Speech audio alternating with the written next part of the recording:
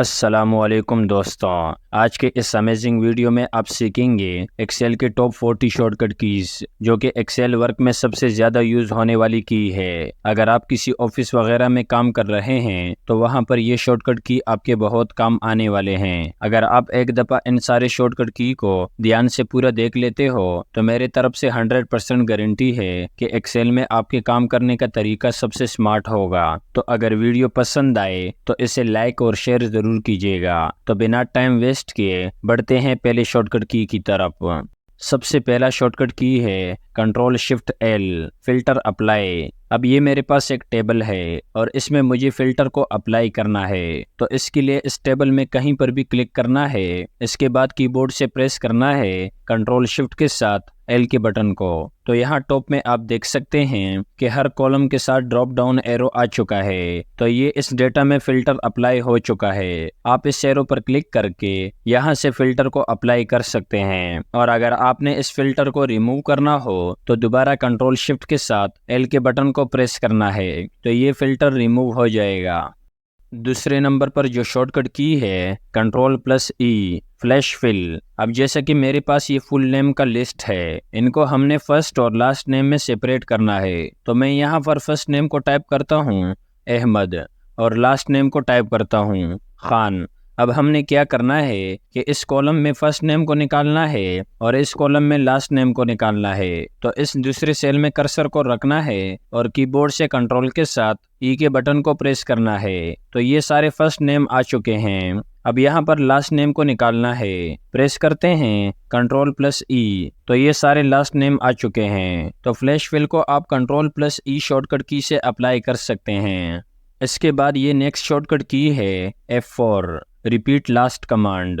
इस शॉर्टकट की मदद से आप लास्ट कमांड को रिपीट कर सकते हैं। अब जैसे कि मुझे इस हेडिंग को यहाँ से किसी कलर से हाईलाइट करना है, अब मुझे यही कलर यहाँ पर इस रो को भी देना है। तो मैं सिंपल F4 के बटन को प्रेस करूंगा तो ये रो भी हाईलाइट हो चुका है। अब जैसा कि मैं इस हेडिंग पर यहाँ से बॉर्डर को अप्लाई करता हूँ, अब यही बॉर्डर मुझे बाकी के डेटा पर भी अप्लाई करना है। तो मैं सिंपल F4 के बटन को प्रेस करूंगा तो सभी डेटा पर बॉर्डर अप्लाई हो चुका है। तो लास्ट कमांड को रिपीट करने के लिए F4 के बटन का यूज है।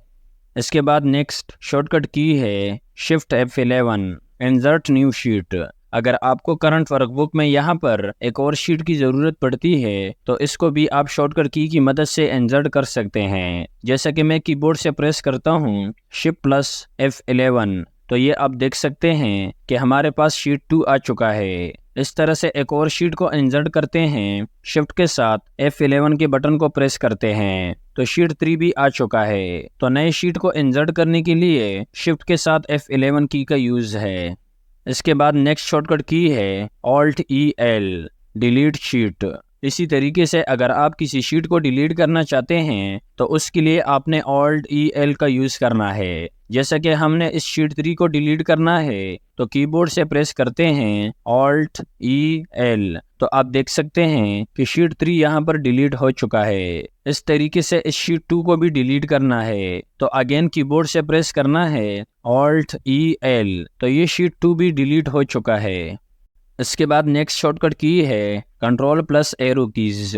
देखिए मेरे पास ये एक डेटा है। अब फर्ज कर मुझे इस कॉलम के लास्ट सेल में जाना है जहां तक भी ये डेटा है। तो मैं कीबोर्ड से प्रेस करूंगा कंट्रोल के साथ डाउन एरो, तो कर्सर कॉलम के लास्ट सेल में आ चुका है। इसी तरह से अगर आपका कर्सर लास्ट सेल में है और आप फर्स्ट सेल में जंप करना चाहते हैं तो कंट्रोल के साथ अप एरो को प्रेस करना है। तो ये कर्सर इस कॉलम के फर्स्ट सेल में आ चुका है। इसी तरह से हम लेफ्ट टू राइट और राइट टू लेफ्ट भी जंप कर सकते हैं। जैसा कि मैं प्रेस करता हूँ कंट्रोल के साथ राइट एरो को, तो राइट साइड पे लास्ट सेल एक्टिव हो गया है। इसी तरह से कंट्रोल के साथ लेफ्ट एरो को प्रेस करता हूँ तो लेफ्ट साइड पे फर्स्ट सेल एक्टिव हो गया है।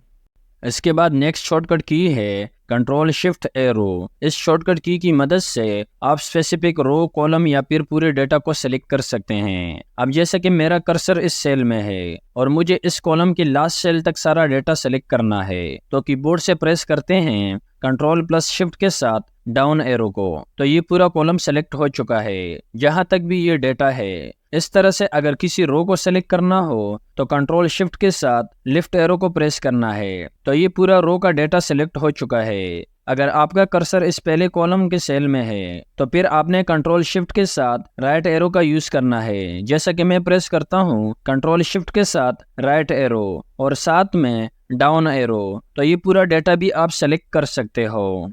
इसके बाद नेक्स्ट शॉर्टकट की है कंट्रोल प्लस टिल की, जो कि आपको टैब बटन के ऊपर मिलेगी। इस शॉर्टकट की मदद से आप शीट को एक्सपेंड कर सकते हो। अब जैसा कि इस टेबल में मेरे पास एक फार्मूला अप्लाई हुआ है, अब मैं देखना चाहता हूँ कि वो कौन सा फार्मूला है, तो कीबोर्ड से प्रेस करते हैं कंट्रोल के साथ टिल की को, तो ये सारे सेल एक्सपेंड हो चुके हैं और ये आप देख सकते हैं कि यहाँ पर प्रोडक्ट का फार्मूला हमने अप्लाई किया है। इस तरीके से आप चेक कर सकते हैं कि कौन से सेल में क्या क्या फार्मूलाज अप्लाई हुए हैं। वापस शीट को नॉर्मल करने के लिए अगेन कंट्रोल के साथ टिल बटन को प्रेस करना है, तो ये शीट नॉर्मल हो जाएगा।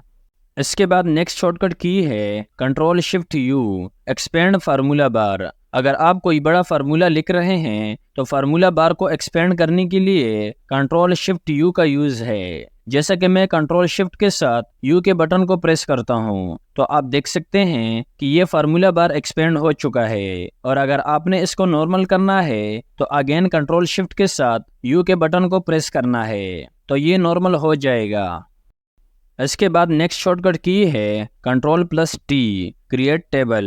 यहाँ पर मेरे पास ये कुछ डेटा है और इसी डेटा को मुझे टेबल फॉर्मेट में कन्वर्ट करना है। तो डेटा में कहीं पर भी कर्सर को रखना है और कीबोर्ड से प्रेस करना है कंट्रोल के साथ टी के बटन को, तो ये एक छोटा सा पॉपअप आपके सामने आ जाएगा जिसमें ये ऑटोमेटिक इस पूरे डेटा का रेंज ले लेगा।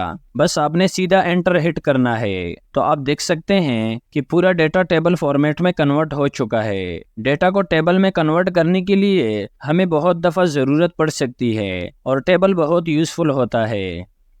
इसके बाद नेक्स्ट शॉर्टकट की है control plus F2 print preview. इस शॉर्टकट की मदद से आप किसी भी डेटा का प्रिंट प्रीव्यू देख सकते हैं। अब जैसा कि मेरे पास ये डेटा है और मुझे देखना है कि प्रिंट करते वक्त ये कैसा दिखेगा, तो प्रिंट प्रीव्यू को देखने के लिए कंट्रोल के साथ F2 के बटन को प्रेस करना है, तो ये इस डेटा का प्रिंट आ चुका है। यहाँ पर आप एनालाइज कर सकते हैं कि एक एक पेज पर आपका कितना डेटा प्रिंट होगा। इसके साथ बाकी की सेटिंग आप यहाँ से कर सकते हैं।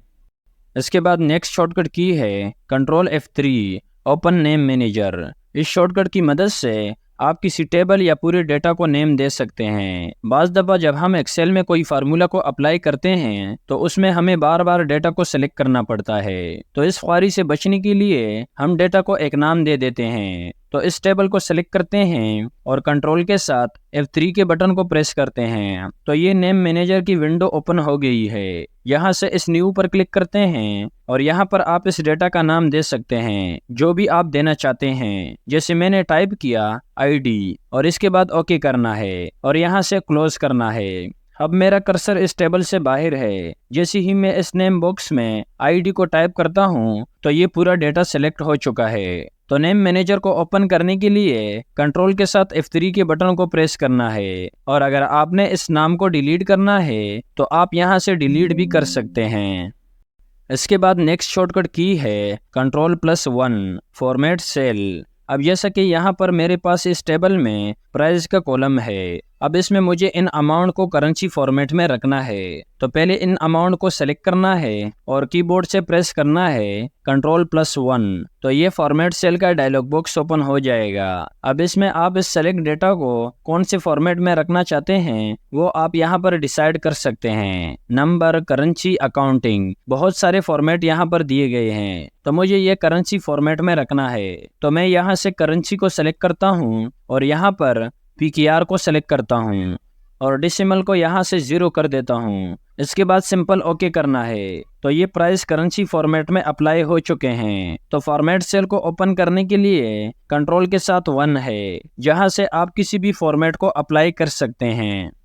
इसके बाद नेक्स्ट शॉर्टकट की है कंट्रोल प्लस 5 स्ट्राइक थ्रू। इस शॉर्टकट की से आप किसी भी टेक्स्ट या नंबर के ऊपर स्ट्राइक लगा सकते हैं। अब जैसा कि मुझे इस डिपार्टमेंट के ऊपर स्ट्राइक लगाना है, तो मैं कीबोर्ड से प्रेस करता हूँ कंट्रोल प्लस 5, तो ये डिपार्टमेंट के ऊपर स्ट्राइक लग चुका है।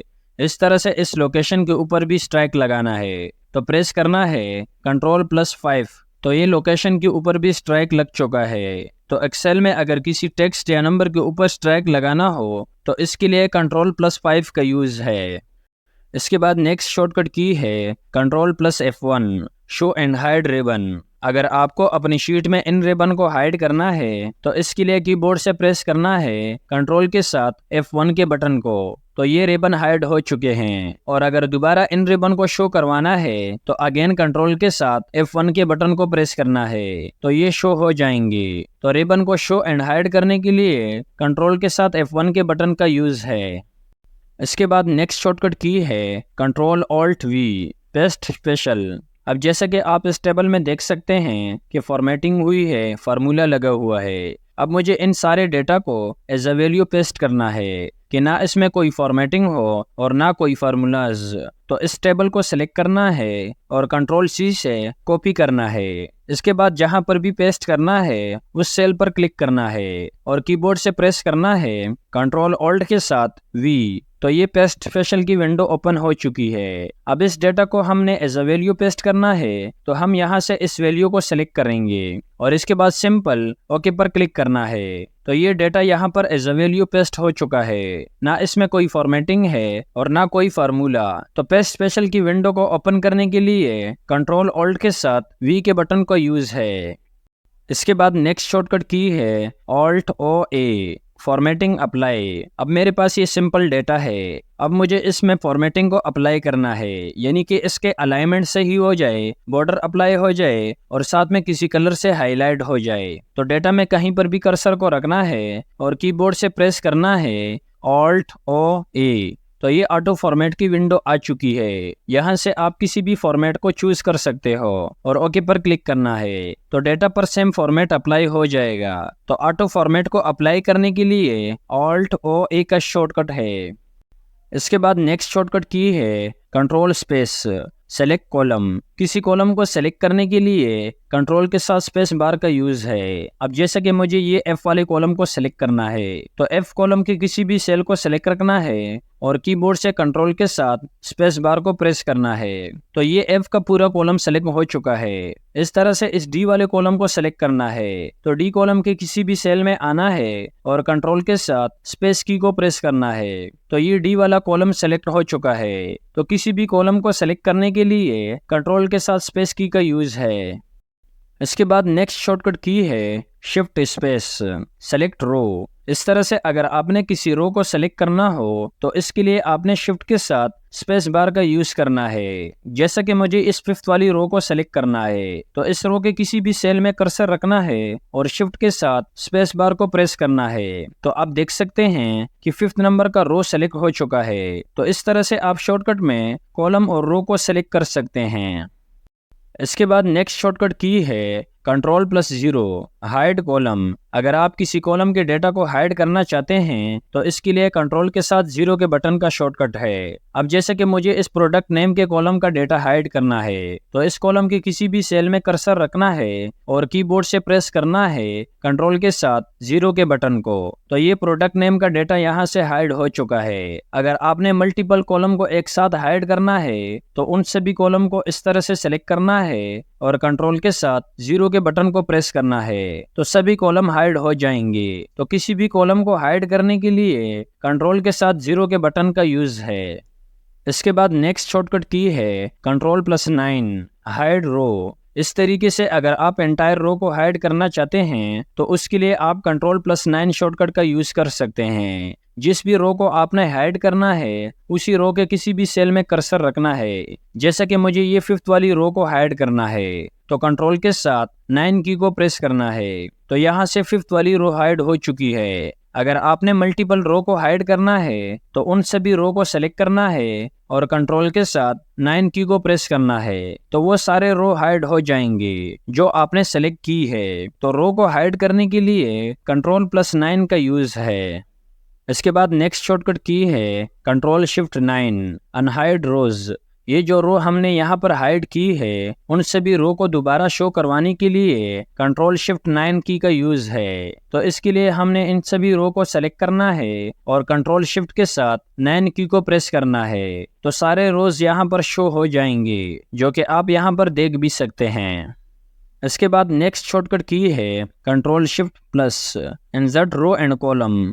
अगर आपको डेटा में किसी इजाफी कॉलम या रो की ज़रूरत पड़ती है तो वो आप कंट्रोल शिफ्ट के साथ प्लस की मदद से इंसर्ट कर सकते हैं। अब जैसा कि मुझे यहाँ पर एक रो की ज़रूरत पड़ती है तो मैं कीबोर्ड से प्रेस करता हूँ कंट्रोल शिफ्ट के साथ प्लस की को, जो कि बैक स्पेस के साथ है, तो ये पॉपअप आ जाएगा। यहाँ से एंटायर रो को सेलेक्ट करना है और ओके करना है, तो ये एक रो यहाँ पर इंसर्ट हो चुका है। इसी तरह से इस प्रोडक्ट नेम से पहले मुझे एक कॉलम इंसर्ट करना है, तो प्रेस करते हैं कंट्रोल शिफ्ट के साथ प्लस की को और यहाँ से एंटायर कॉलम को सेलेक्ट करते हैं और एंटर प्रेस करते हैं, तो ये एक कॉलम यहाँ पर इंसर्ट हो चुका है। तो डेटा में रो या कॉलम को इंसर्ट करने के लिए कंट्रोल शिफ्ट के साथ प्लस की का यूज है।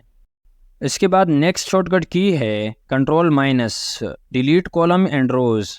अगर डेटा में किसी कॉलम या रो को डिलीट करना हो तो उसके लिए कंट्रोल के साथ माइनस की का यूज है। अब जैसा कि मुझे इस डेटा में से एफ के कॉलम को डिलीट करना है, तो पहले कंट्रोल स्पेस से इस कॉलम को सेलेक्ट करना है और फिर कंट्रोल के साथ माइनस की को प्रेस करना है, तो प्रोडक्ट कोड का कॉलम यहाँ से डिलीट हो चुका है। इस तरह से मुझे इन 3, 4, 5 आईडी को डिलीट करना है, तो इन तीनों रो को सेलेक्ट करना है और कंट्रोल के साथ माइनस की को प्रेस करना है, तो ये तीनों ऑर्डर आईडी यहाँ से डिलीट हो चुके हैं। तो किसी भी रो या कॉलम को डिलीट करने के लिए कंट्रोल के साथ माइनस की का यूज है। इसके बाद नेक्स्ट शॉर्टकट की है Alt+O+C+A, auto fit column width. इस शॉर्टकट की मदद से आप कॉलम की विड्थ को फिट कर सकते हैं। एक तो ये तरीका है कि आप यहाँ हेडर पर कर्सर को लाकर डबल क्लिक करते हैं तो ये कॉलम फिट हो जाता है, या फिर आप इसी शॉर्टकट की मदद से भी फिट कर सकते हैं। इसके लिए इस पूरे डेटा को सेलेक्ट करना है और फिर कीबोर्ड से प्रेस करना है Alt+O+C+A, तो ये ऑटो फिट का फंक्शन लग चुका है। इसका एक और शॉर्टकट भी है Alt+H+O+I, आपको जो भी इजी लगे वो आप यूज कर सकते हैं। इसके बाद नेक्स्ट शॉर्टकट की है Ctrl+Shift:, इंसर्ट करंट टाइम। अगर आपको शीट में करंट टाइम को इंसर्ट करना हो तो इसके लिए कंट्रोल शिफ्ट के साथ सेमीकोलन का शॉर्टकट की है। जैसा कि मुझे इस शीट में करंट टाइम को इंसर्ट करना है तो कीबोर्ड से कंट्रोल शिफ्ट के साथ सेमीकोलन की को प्रेस करना है, तो ये करंट टाइम हमारे पास आ चुका है। यहाँ पर नीचे टास्क बार में भी आप देख सकते हैं। इसके बाद नेक्स्ट शॉर्टकट की है Ctrl+सेमीकोलन, इंसर्ट करंट डेट। इस तरीके से अगर आपको यहाँ पर करंट डेट को इंसर्ट करना है तो वो टाइम से भी सिंपल है, बस आपको सिर्फ कंट्रोल के साथ सेमीकोलन को प्रेस करना है। तो ये आप देख सकते हैं कि यहाँ पर डेट इंसर्ट हो चुका है, जो भी डेट आपके कंप्यूटर में सेट है। इसके बाद नेक्स्ट शॉर्टकट की है Ctrl+Shift:, अप्लाई करेंसी फॉर्मेट। अब जैसे कि फर्ज कर इन प्राइस यूनिट पर हमने करेंसी फॉर्मेट को अप्लाई करना है, तो इसके लिए पहले इन देन को सेलेक्ट करते हैं। इसके बाद कीबोर्ड से कंट्रोल शिफ्ट के साथ $साइन वाली की को प्रेस करते हैं, तो इन सारी वैल्यूज पर करेंसी फॉर्मेट अप्लाई हो चुका है, जो बाय डिफॉल्ट डॉलर है। तो करेंसी फॉर्मेट को अप्लाई करने के लिए कंट्रोल शिफ्ट के साथ $साइन की का यूज है। इसके बाद नेक्स्ट शॉर्टकट की है Ctrl+Shift%, अप्लाई परसेंटेज फॉर्मेट। अब जैसा कि इन सभी वैल्यूज पर मुझे परसेंटेज फॉर्मेट को अप्लाई करना है, तो पहले इनको सेलेक्ट करते हैं और इसके बाद कीबोर्ड से प्रेस करते हैं कंट्रोल शिफ्ट के साथ परसेंटेज की को, तो इन सभी नंबर्स पर परसेंटेज फॉर्मेट अप्लाई हो चुका है। इसके बाद नेक्स्ट शॉर्टकट की है Ctrl+K, हाइपरलिंक। अगर आपको इस शीट में किसी टेक्स्ट या नंबर के साथ किसी दूसरी शीट या वर्कबुक को लिंक करना है तो इसके लिए आप Ctrl+K का शॉर्टकट में यूज कर सकते हैं। अब जैसा कि आप देखोगे कि मैंने इस हाइपरलिंक के साथ एक शीट को लिंक किया है। जैसे ही मैं इस पर क्लिक करता हूँ तो वो शीट हमारे पास आ चुका है। अब जैसे कि मुझे इस सेल के साथ एक और शीट को अटैच करना है, तो कंट्रोल के साथ के बटन को प्रेस करना है, तो इस तरह का डायलॉग बॉक्स हमारे पास ओपन हो जाएगा। यहाँ पर एग्जिस्टिंग फाइल में आप अपने कंप्यूटर में पड़े किसी फाइल को अटैच कर सकते हैं। प्लेस इन दिस डॉक्यूमेंट में आप करंट फाइल में से किसी शीट को अटैच कर सकते हैं। तो मैं यहाँ से इस 4 नंबर की शीट को सिलेक्ट करता हूँ और यहाँ से ओके करता हूँ, तो ये लिंक हो चुका है। अब जैसे ही मैं इस पर क्लिक करता हूँ तो ये हम शीट 4 में आ चुके हैं। तो हाइपरलिंक की विंडो को ओपन करने के लिए Ctrl+K का यूज है। इसके बाद नेक्स्ट शॉर्टकट की है Alt+Enter, लाइन ब्रेक। इस शॉर्टकट की मदद से आप किसी सेल के अंदर लाइन ब्रेक कर सकते हैं। जैसे फर्ज कर यहाँ पर मुझे टाइप करना है द ब्रिलियंट। अब एकेडमी को मैंने इसके नीचे टाइप करना है, तो इसके लिए पहले कीबोर्ड से ऑल्ट के साथ एंटर की को प्रेस करना है। तो ये लाइन ब्रेक हो गया। अब एकेडमी को टाइप करते हैं। तो इस तरह से आप सेल के अंदर ही लाइन ब्रेक कर सकते हैं। इसके बाद नेक्स्ट शॉर्टकट की है Ctrl+D, फिल डाउन। Ctrl+D का यूज आप एक्सेल में दो तरह से कर सकते हैं, एक फिल डाउन और दूसरा डुप्लीकेट। अब जैसा कि हमारे पास ये डेट लिखी हुई है, अब मुझे इसी डेट को नीचे की 3 सेल में फिल करना है। तो सिंपल इस डेट के साथ नीचे तीनों सेल को सेलेक्ट करना है और कीबोर्ड से कंट्रोल के साथ D के बटन को प्रेस करना है। तो तीनों सेल में सेम डेट फिल हो चुका है। इसी तरीके से अगर आपको किसी शेप या इमेज की डुप्लीकेट तैयार करनी है, तो सिंपल उस शेप या इमेज को सेलेक्ट करना है और कंट्रोल के साथ D के बटन को प्रेस करना है, तो उसकी डुप्लीकेट शेप तैयार हो जाएगी। तो Ctrl+D का यूज आप दो तरह से कर सकते हैं। इसके बाद नेक्स्ट शॉर्टकट की है Ctrl+R, फिल राइट। Ctrl+R से आप राइट साइड पे फिल कर सकते हैं। जैसा कि Ctrl+D से फिल डाउन होता है, इसी तरह से Ctrl+R से फिल राइट होता है। अब जैसा कि इसी डेट को मुझे राइट साइड पे तीनों सेल में फिल करना है, तो तीनों सेल को इस तरह से सेलेक्ट करना है और कीबोर्ड से कंट्रोल के साथ R के बटन को प्रेस करना है। तो ये राइट साइड पे तीनों सेल में फिल हो चुका है। तो फिल राइट के लिए Ctrl+R शॉर्टकट का यूज है। इसके बाद नेक्स्ट शॉर्टकट की है Alt+HBA, अप्लाई ऑल बॉर्डर। अगर आपके पास कुछ इस तरह का डेटा है और आप उसमें ऑल बॉर्डर को अप्लाई करना चाहते हैं, तो इसके लिए आपने पहले इस डेटा को सेलेक्ट करना है और कीबोर्ड से प्रेस करना है Alt+HBA। तो इस डेटा पर ऑल बॉर्डर अप्लाई हो चुका है। तो ऑल बॉर्डर को अप्लाई करने के लिए Alt+HBA का शॉर्टकट यूज है। इसके बाद नेक्स्ट शॉर्टकट की है F2, एडिट सेल। अगर आपको किसी सेल में फार्मूला या फिर किसी टेक्स्ट वगैरह को एडिट करना हो, तो इसके लिए आप F2 की का यूज कर सकते हैं। अगर आप डायरेक्ट कुछ टाइप करते हो तो पहले वाला टेक्स्ट खत्म हो जाता है। अब इस पीसी शॉर्टकट्स को मुझे एडिट करना है, क्योंकि इस S की जगह पर मुझे Z को टाइप करना है। तो F2 के बटन को प्रेस करते हैं तो कर्सर सेल के अंदर आ चुका है। अब S की जगह पर Z को टाइप करना है, क्योंकि हमारे चैनल का नाम पीसी शॉर्टकट्स है, ना कि शॉर्टकट्स। जब भी आपको कंप्यूटर से रिलेटेड कोई ट्यूटोरियल सर्च करना हो, तो आपने सिंपल पीसी शॉर्टकट्स यूट्यूब पर सर्च करना है। आपके सामने बहुत सारे इन्फॉर्मेटिव वीडियोस आएंगे, जहां से आपको बहुत कुछ सीखने को मिलेगा।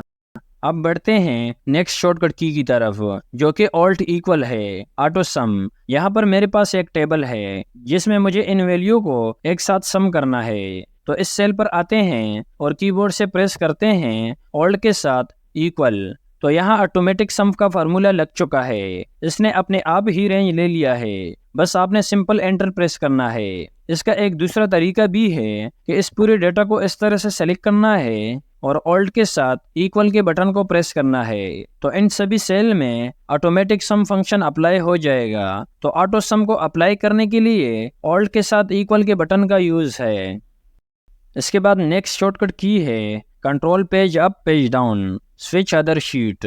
अगर आप बिना माउस की मदद से इन अलग अलग शीट में जाना चाहते हैं, तो इसके लिए आप कंट्रोल के साथ पेज अप पेज डाउन की का यूज कर सकते हैं। आगे की शीट में जाने के लिए कंट्रोल के साथ पेज डाउन की को प्रेस करना है और वापस पीछे की शीट में आने के लिए कंट्रोल के साथ पेज अप की को प्रेस करना है। तो इस तरह से आप इन अलग अलग शीट में जंप कर सकते हैं।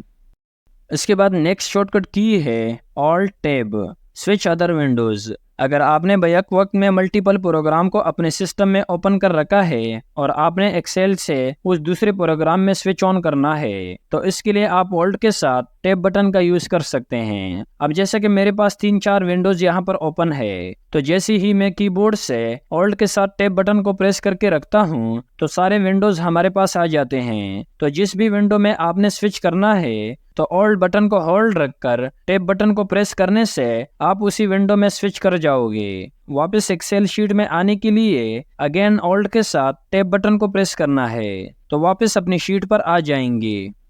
इसके बाद सेकंड लास्ट शॉर्टकट की है Ctrl+Tab, स्विच अदर वर्कबुक। अब जैसा कि फर्ज कर आपके पास एक्सेल के एक से ज्यादा फाइल ओपन है, तो सिर्फ एक्सेल के एक फाइल से दूसरे फाइल में जाने के लिए कंट्रोल के साथ टैब की का यूज है। जैसे कि फर्ज कर मेरे पास एक दूसरी फाइल ओपन है और मैं डायरेक्ट उस फाइल में जाना चाहता हूँ, तो इसके लिए कीबोर्ड से प्रेस करना है कंट्रोल के साथ टैब बटन। तो हम एक फाइल से दूसरी फाइल में स्विच कर चुके हैं। अगेन कंट्रोल के साथ टैब बटन को प्रेस करता हूँ तो ये वापस अपने मेन फाइल पर आ चुके हैं। एक्सेल के एक फाइल से दूसरी फाइल में जाने के लिए कंट्रोल के साथ टैब की का यूज है। इसके बाद लास्ट शॉर्टकट की है Ctrl+W, क्लोज वर्कबुक। अगर आपके पास एक्सेल में मल्टीपल फाइल ओपन है और उसमें आप किसी फाइल को क्लोज करना चाहते हैं तो आपने उस फाइल पर आना है। जैसा कि मुझे सिर्फ इस फाइल को क्लोज करना है तो कंट्रोल के साथ W के बटन को प्रेस करना है। अगर आपने सेव नहीं किया है तो सेव करना है। तो ये फाइल हमारे पास क्लोज हो चुका है। इस तरह से अगर आपने पूरे एक्सेल को एक साथ ही क्लोज करना है तो इसके लिए अलग से एक शॉर्टकट की है ऑल्ट के साथ F4। जैसे आप ऑल्ट के साथ F4 बटन को प्रेस करते हो तो पूरा एक्सेल ही क्लोज हो जाएगा।